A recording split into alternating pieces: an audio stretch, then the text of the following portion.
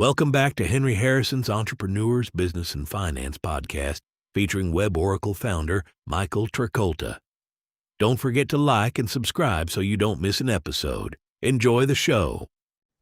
Welcome to the Henry Harrison podcast, Entrepreneurs, Business, and Finance. Today we're fortunate to have Michael Trkolta on the podcast with us, and he is an entrepreneur extraordinaire, I'll call him, 3 businesses right now, and lots of good things to share about AI and marketing and the future and you name it. But I'm going to let Michael talk about what he's doing. Hello, Michael. How you doing, Henry? Good to be with you and your audience. Thank you very much for having me. I don't know where to start, but why don't you just tell us what you're doing right now, how you divide your time, what your businesses do, what your clients are. You seem very positive, like you enjoy them, and I'm sure not every moment, but yeah.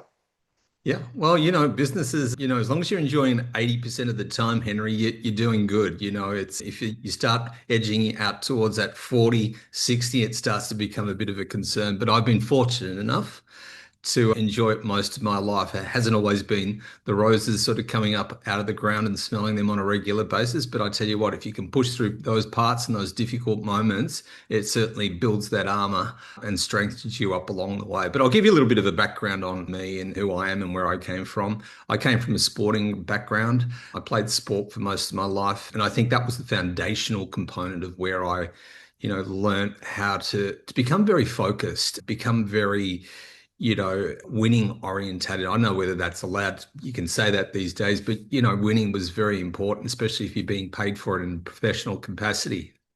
And I thought, I'm ending towards the end of my career in tennis and working with other athletes, etc.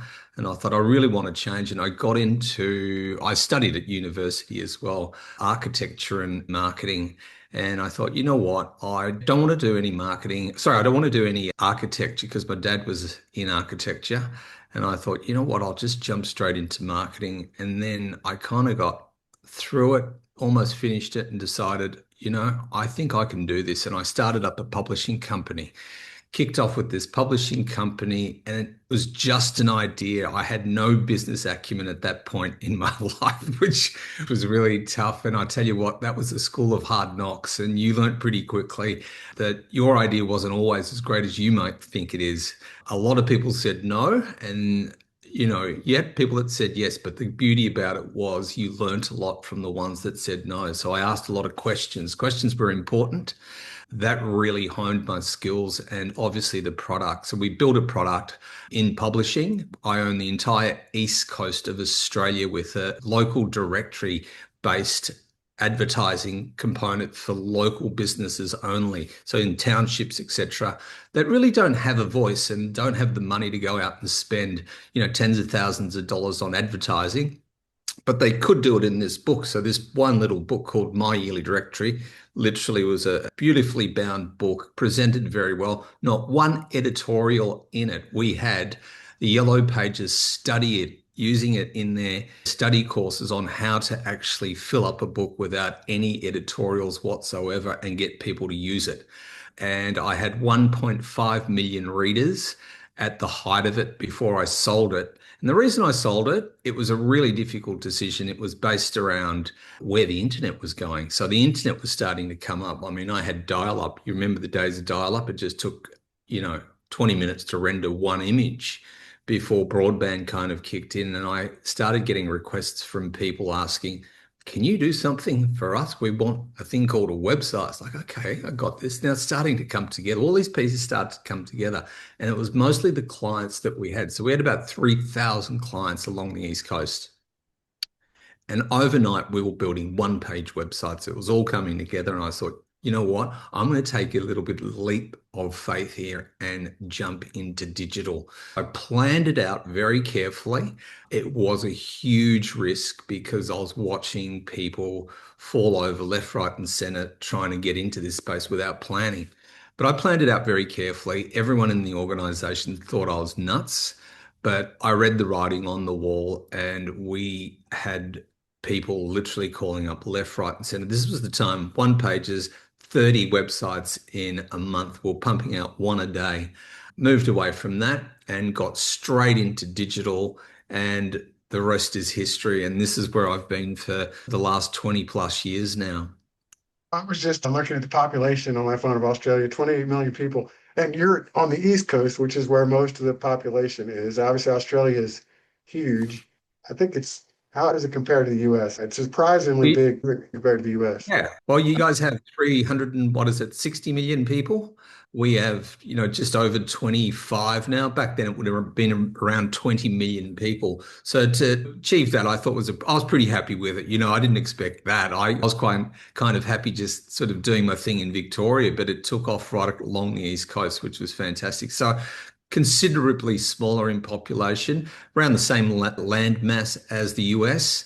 Yeah, you can It's put that into incredible. I've been perspective. to the East Coast. I haven't been to the center or the West Coast because there's so much traveling just on the East Coast.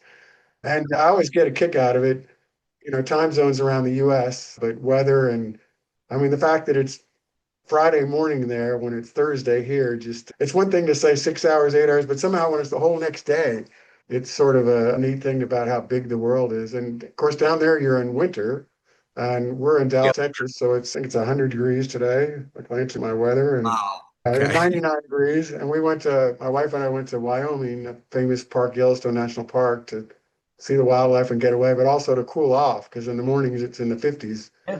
So down there, you were saying what's the weather right now? It doesn't snow too much or ice, does it in Melbourne? It's 35 at the moment. Not any, I mean, it's considered a warm day today. So we have two extremes. Anything along the East Coast, you can go from 130, 40 degrees right down to, depending on where you are in Australia, right down to, -2 or 3 overnight. So it can get very, very cold over winter. Even in some of the warmer parts, even in the desert, the desert cools down over winter. Yeah. I didn't recognize the schools because, you probably wouldn't recognize all the schools. I don't even recognize all the schools in America, but I think there's 5,000 some. But you mentioned going to architecture, RMIT University, Yeah, RMIT. and then Yeah, so Australian Institute of Management, and decided not architecture, developed a directory, had an exit, sold that, went into websites before anybody knew what they were, and was dominating the East Coast for that. And that's where I interrupted you about the fun of just talking about Australia. yeah. If I summarize that right, correct me if I messed that up. But Yeah, it's really funny that you mentioned RMIT. I studied at RMIT, which is one of the major universities here in Australia. That was my architectural component and marketing, weirdly enough. And then they turned into a client, you know, 25, nearly 30 years later. wow, that's pretty So cool. it, Something to be yeah, proud of. yeah, Yeah. it's something to be very proud of. So it's nice to know that the university that you went to became a client down the track, although none of the teachers and the lecturers are there anymore, unfortunately. But it's a nice little badge of honor Might have to been a have. good thing. If you got in trouble, they might not have taken you on as a client. I don't know what Right. your drinking habits were back then, but Yeah. Well, I wasn't too bad, but I was okay at school. I'm sure you were. I'm just trying to make a joke. Um, Yeah, no, that's Not okay. everybody's proud of every moment they had in college. No, absolutely not. Absolutely not. So Yeah. yeah, so that was a great experience. Yeah, and then, the business sort of grew into a company called Network Media. Now we have three mastheads. What I mean by that, we have Web Oracle, which is a 360-degree digital agency that specializes in mid-tier to enterprise type businesses. So mid-tier in Australia, even though we work with US companies, but a mid-tier here in Australia is considered 50 to $200 million, and it's usually privately owned. We also work with listed companies, but that's obviously the higher end of the enterprise spectrum. And then we have Amp Brand, which is an FMCG branding type company that looks at anything to do with print. Again, a little bit of print involved for mid to enterprise type of companies right across the board. And then we have a company called Premier Links, which does advertising online. So it coming up with PR snippets that really come together that are carefully thought out and crafted in a way that you can literally drop them into a journalist's hands on a Friday night just before they need to go down to the bar or whatever the case might be, and they need to get something out really quickly. And then you hope that it kind of explodes for your client. So they're the three different companies that we have. But the great thing about them, Henry, is that they all pull different resources from each other. And I've learned to sort of understand that resources are really important and they're hard to come by. And to really build up resources in a company, you've got to have good turnover in that company. Two, you've got to have stable turnover and that recurring revenue model. So I've always focused around a recurring revenue model, and that's been a challenge. That's the huge challenge. I remember one time, through the inaugural stages of Web Oracle, building it up and, moving it along. And all of a sudden we landed our biggest client. And I thought, oh, this is great. We've got a client.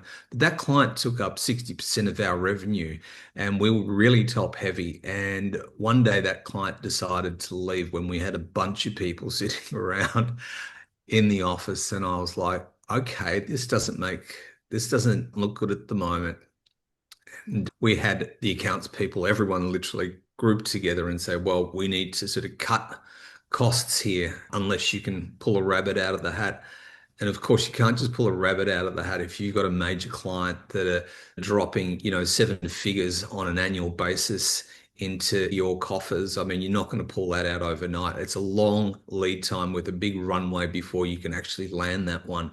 So it's a difficult one to have filled. And I learned a very valuable lesson that I spread the risk completely across the board moving forward from there. And I never allowed, from that day on, any one client to be bigger than 10% of our total revenue within the company. Very smart. Yeah. And then you have, I guess, tens of, dozens of people, it looks like, between the different companies. Do you have different office spaces, or are you all in the same space, or do you go back and forth, or how do you? It seems like, they're overlapping skills from your standpoint, but also distinct clients and markets.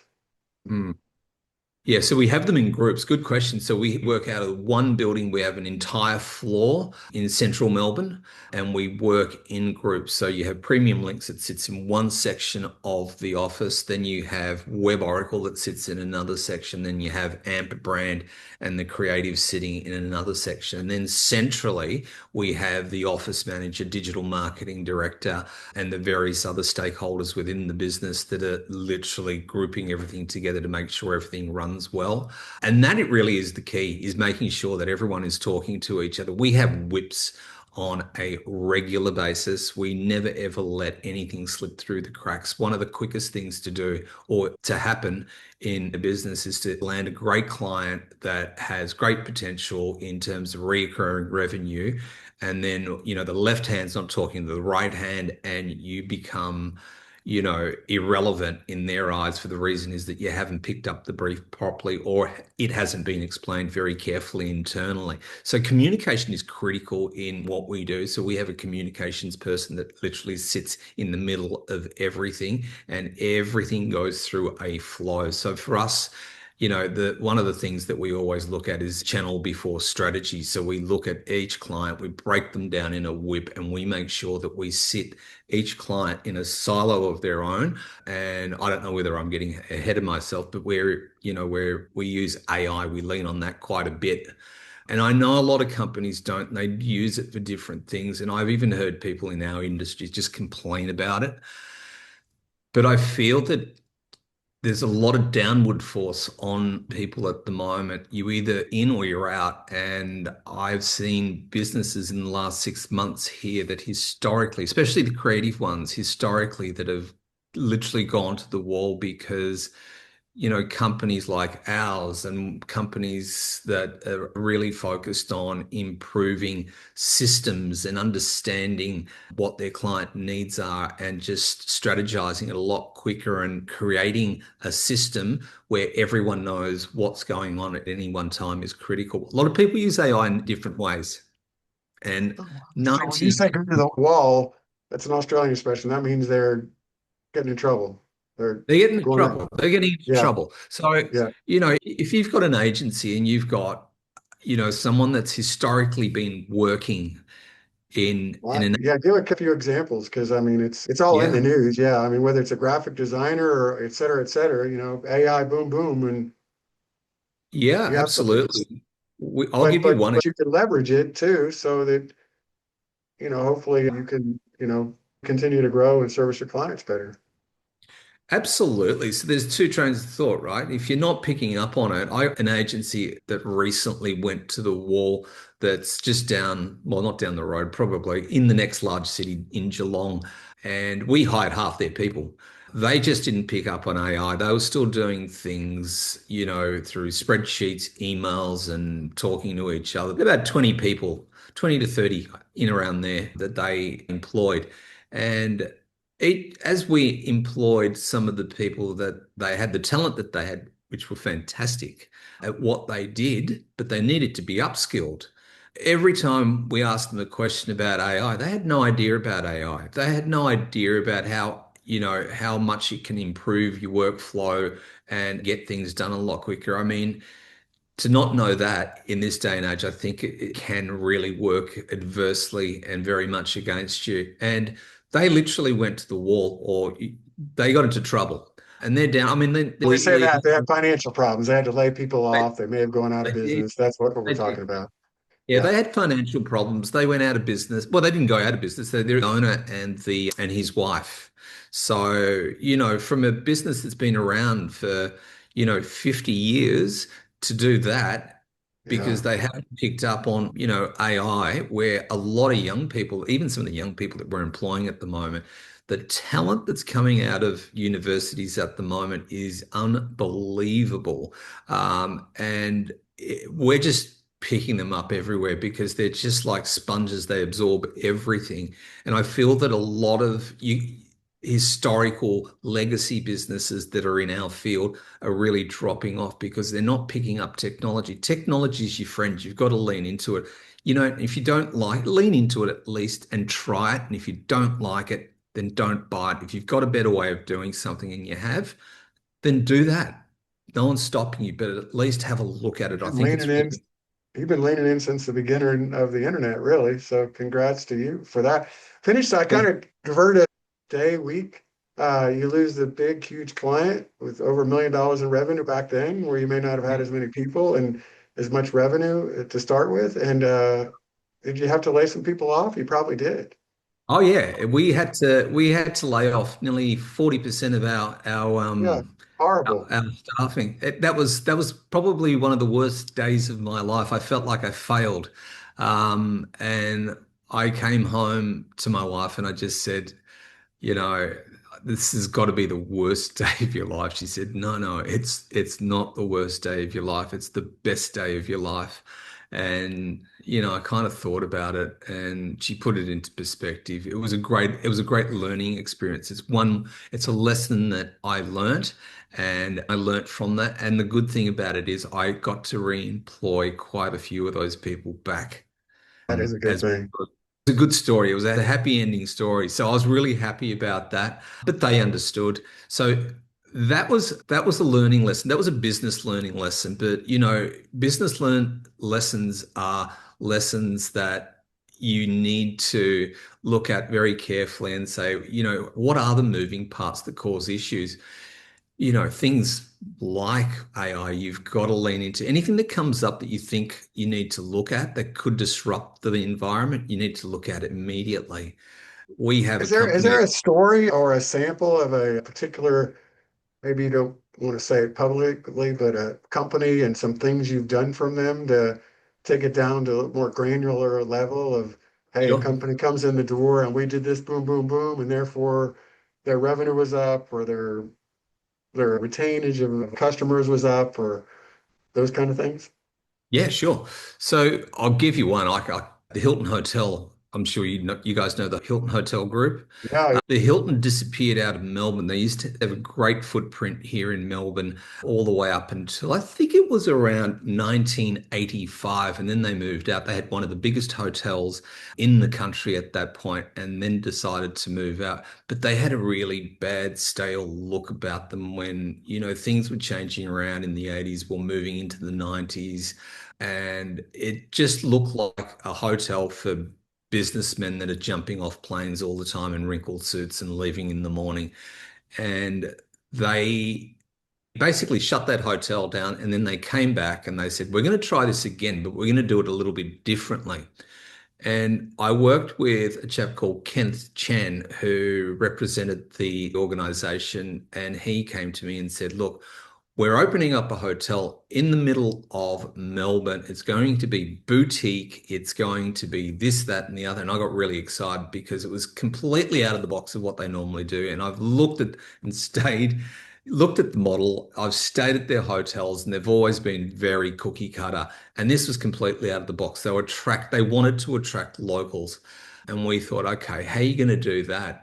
The only way you're going to be able to do that, we looked at a couple of offerings that they had. They had a restaurant, they had a great bar that was being put together, and we thought, this is your segue into getting people in through the door.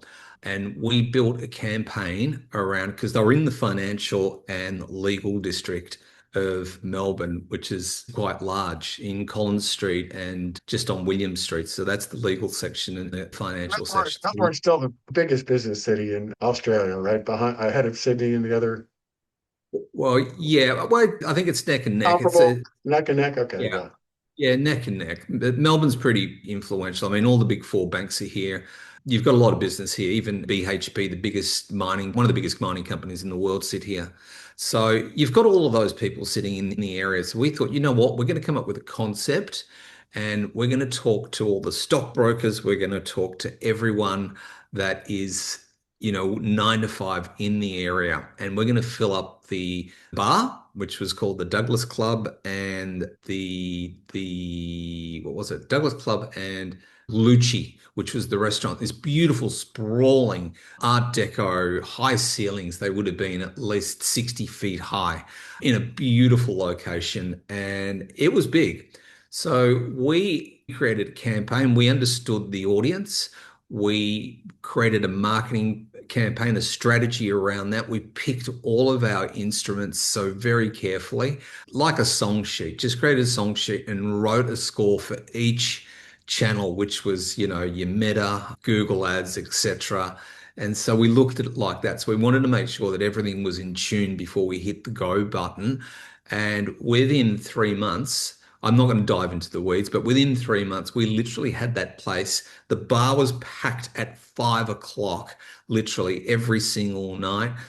From the bar, they'd go to the restaurant, and the next group would come through, and it was full, literally 5 days a week, Monday through Friday, and even on Saturdays and Sundays. And I'll tell you how that sort of came about was because a lot of the people that were working in the area would tell their friends, well, this is the place to be. And if you're going to stay anywhere, you should stay upstairs because it's a big hotel. So what they not only got international travelers through their own marketing channels, but they also got locals staying there through the right marketing activity to come in and make it a little bit of an event of it. And then what we did, we decided what we should do is create a little bit of a story around the building, because the building had so much heritage and it was such a beautiful building that we created an app for it. And then anyone that walked in literally hit the QR code, and then it'd be taken through this back to history and taken through this wonderful story about the building.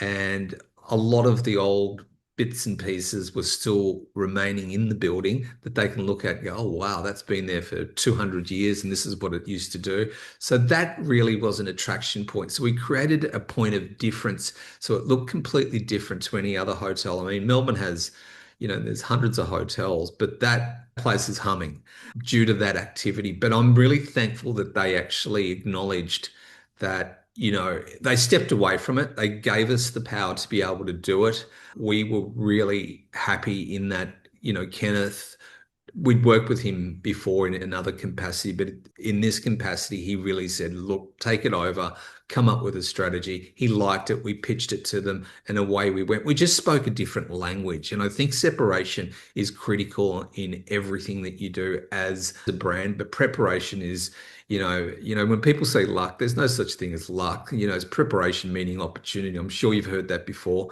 and it goes a long way. And it's just rinse and repeat. And they've been doing that ever since. And, they've been a client of ours for, I don't know, over 10, 12 years, I'd say. And you Since say recurring revenues, how exactly do you get that? That's for a client for 10 or 12 years, but that's probably not a contract. Maybe it's a contract. Talk a little bit about recurring revenue, because that gives your company a lot of solid financial stability in addition to, lots of big clients. So your people that work there know they're going to be in good shape and on and on and on. Your customers know you're going to be there for many years to come. Mhm. So reoccurring revenue for us is a critical component. So if it's not reoccurring and someone comes to you and says, okay, well, hey, all I need is a really quick design and a couple of business cards, that's not reoccurring revenue. Reoccurring revenue is when someone comes to you and says, look, I really need help with my marketing on an ongoing basis, but I need you to come up with the narrative, the story, and I don't want them getting any fatigue. I don't want any new potential or existing clients getting fatigue. I want a rotating marketing campaign that comes up with something new and fresh every, month to 2 to 3 months. So it keeps them engaged and ongoing. And I want you to look after a bunch of assets for us as well. So our whole business model revolves around that component. We work with companies that have issues around that generally don't necessarily have a marketing department, or if they do,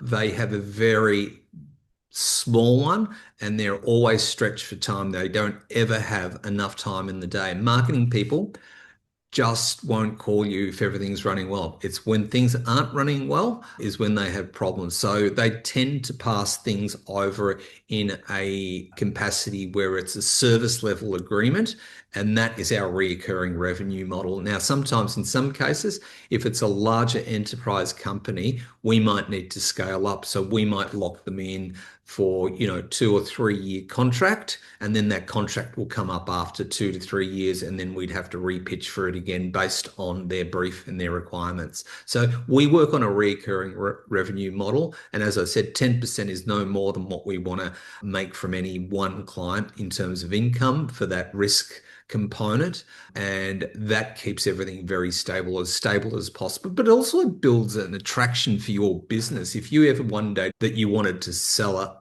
business and move on and do something else, and a lot of people don't really have an exit strategy with businesses. They either pass them on or they just keep working them into the ground. Some, not all, but they don't know what to do them. So if you've got that exit strategy, that reoccurring revenue model is a critical component to being able to sell it very quickly. It's a very attractive business model.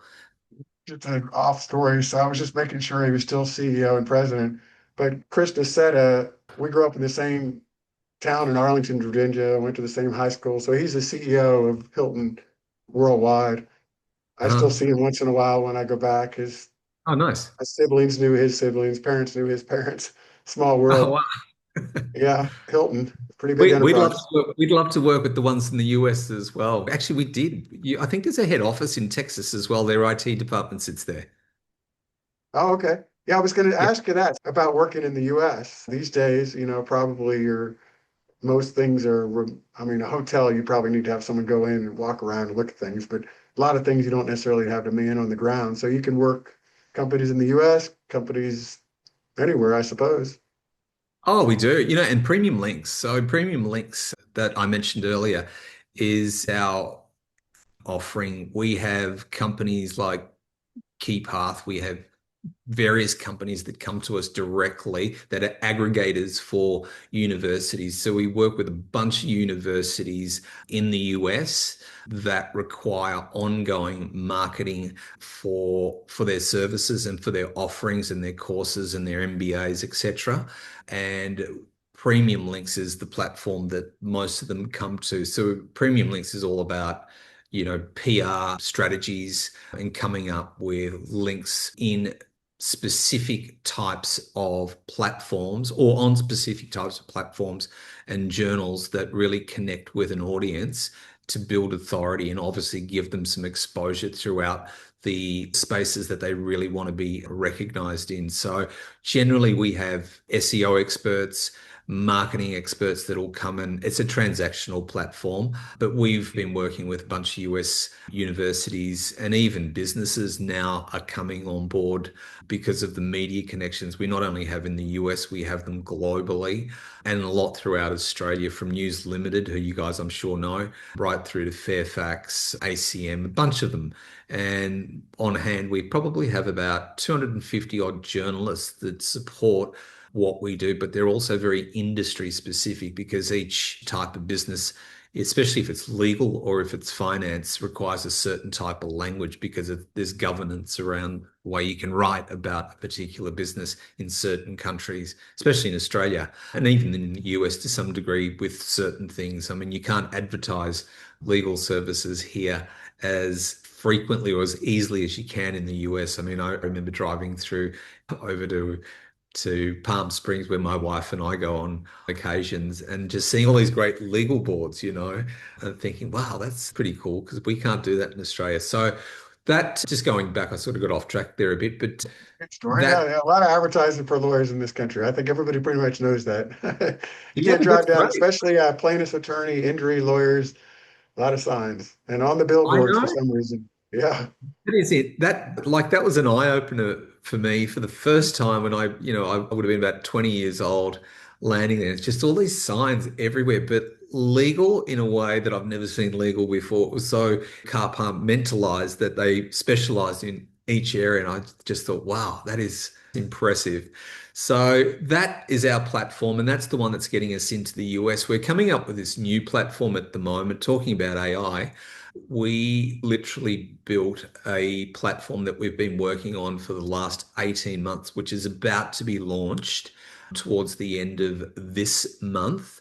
And it basically goes through all your various touch points of your online platform and looks at every single moving part. We've put in over, I think it's close to 2,000 data points that it analyzes and compares you with other people within your industry, within your geoloc, and tells you where the issues are using AI. So we've programmed it in a way that it spits out the right data. So we're going through the testing phase at the moment for Web Oracle. And that's something we're pretty proud of. It's taken a little while. So talking about leaning in, we just went right in there on that one.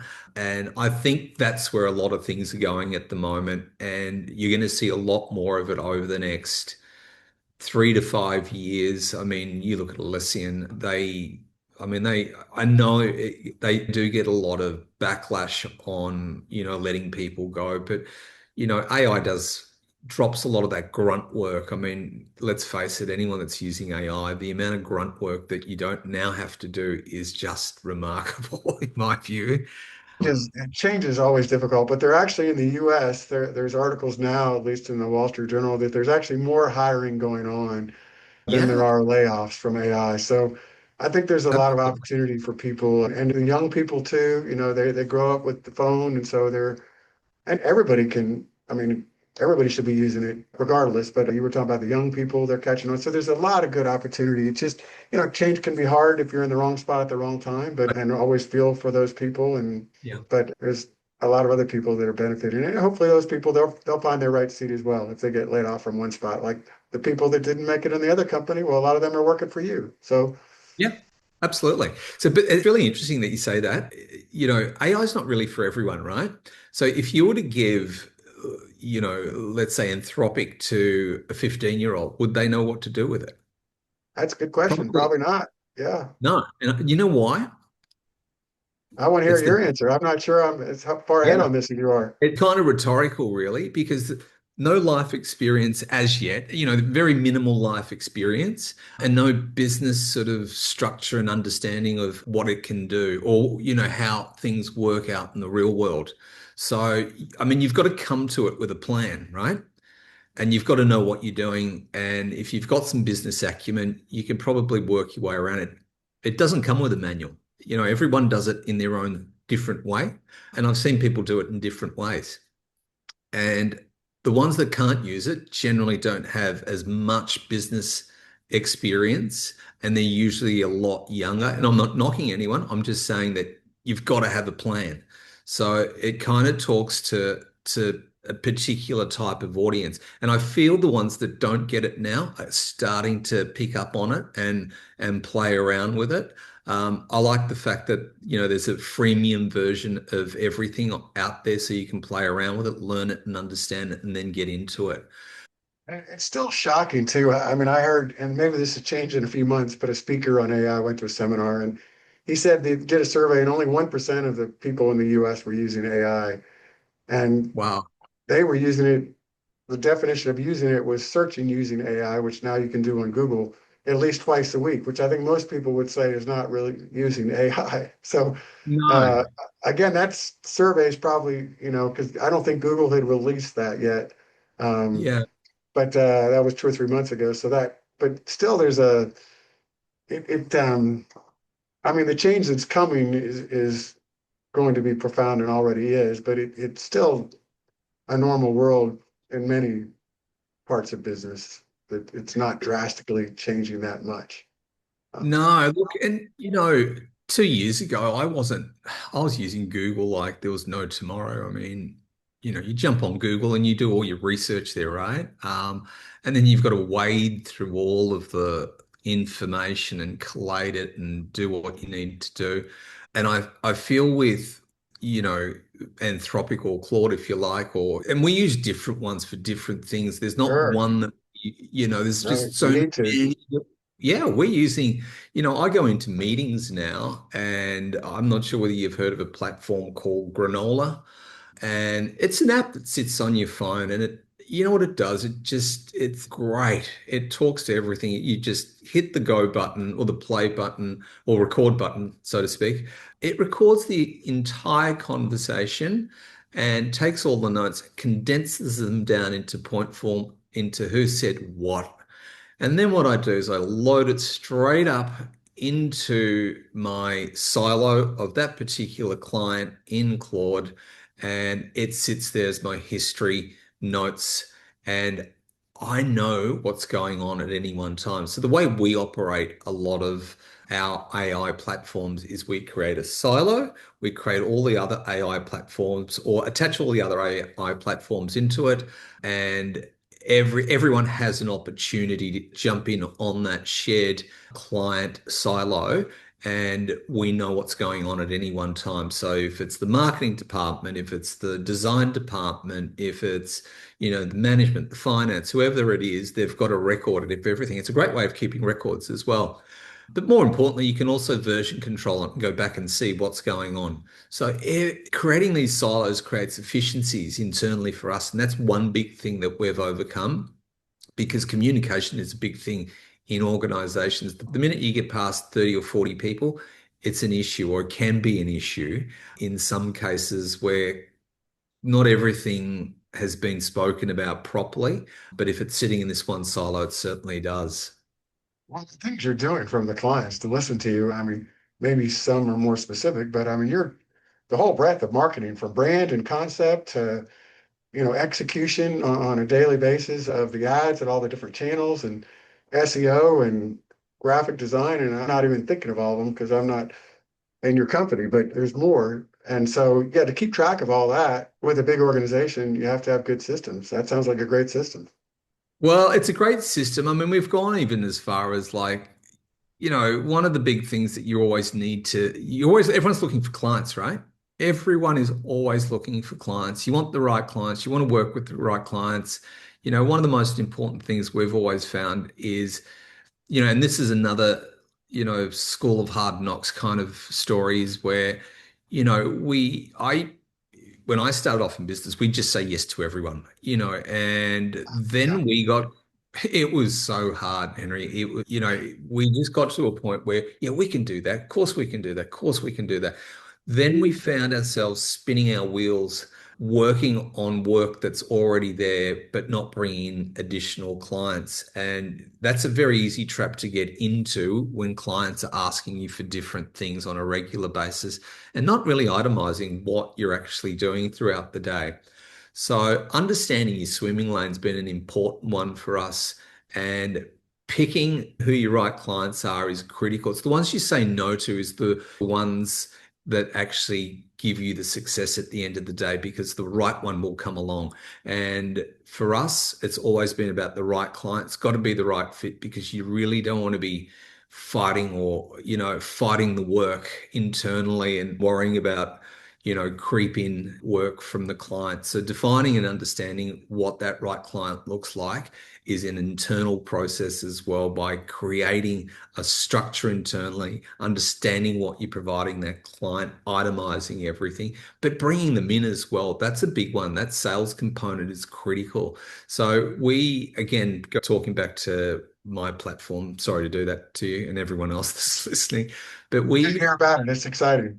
Yeah. Oh, okay. All right. Well, I'm happy to talk about it then.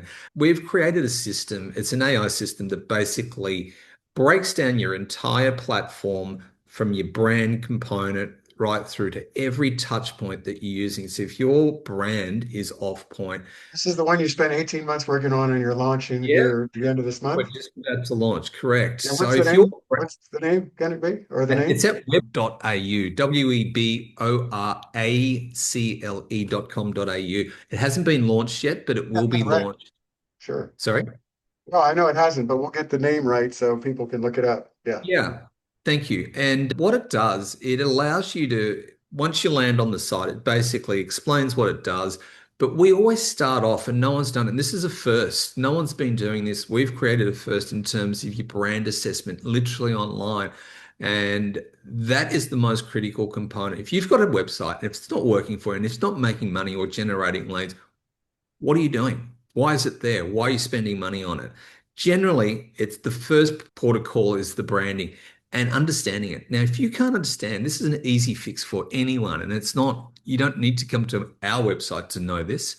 But if you can't understand, or you can't get someone to look at your website and understand what it is you actually do within under 5 seconds, it's over. They're out. They're out so quickly. And if the branding doesn't relate and doesn't speak the language that they've connected with, that is an issue immediately. Everyone leaves straight away. So look at your homepage immediately, check it, and make sure that it literally stacks up really well. So the brand component is the most critical component, because that's the one that connects. It's like having a dish out in front of you. You go out to a restaurant, you're going to spend, let's say, a couple of $100 at a restaurant, whatever the case might be, and the dish appears and it's not quite right. I mean, it can smell okay, but it doesn't look that good.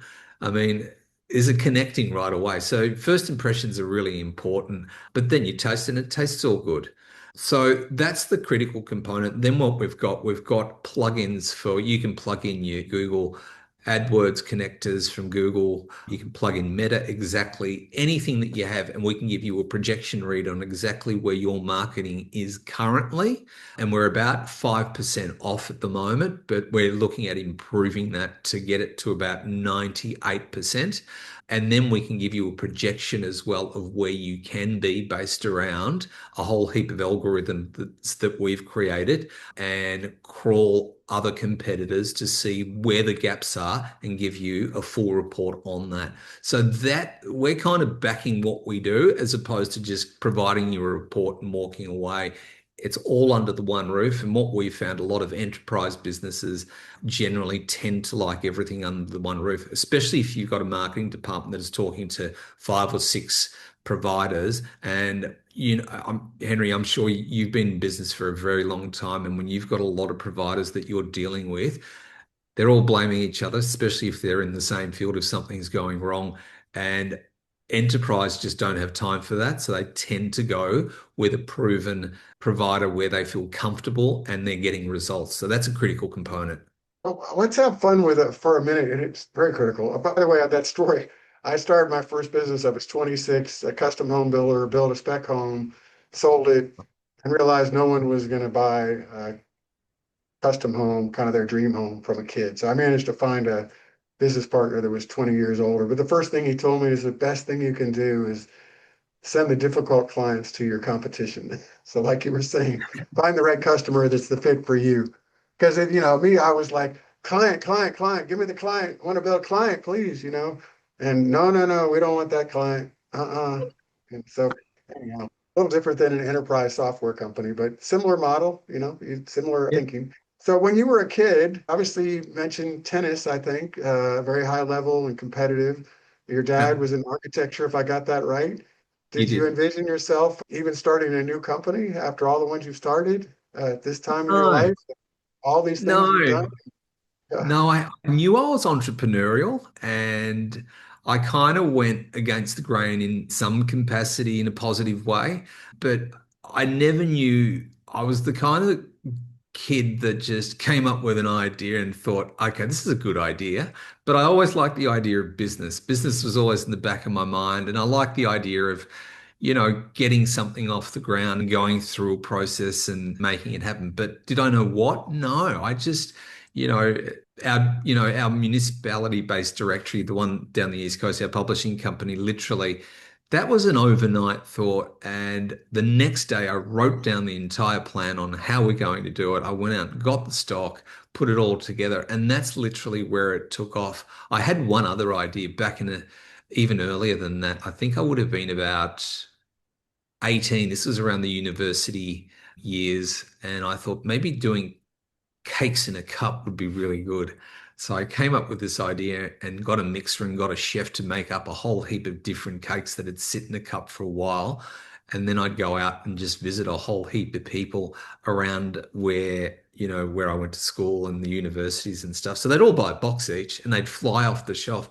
But then I realized it was going to take a long time and the scaling component was probably a little more difficult than I anticipated because my pockets weren't deep enough and I was still a little green at that time in terms of just understanding how to get everyone together and scale this thing up to the top. So that was a hard thing to do. And I let that go pretty quickly because hospitality, as I'm sure you know, is a difficult business and I just didn't have the pockets for it.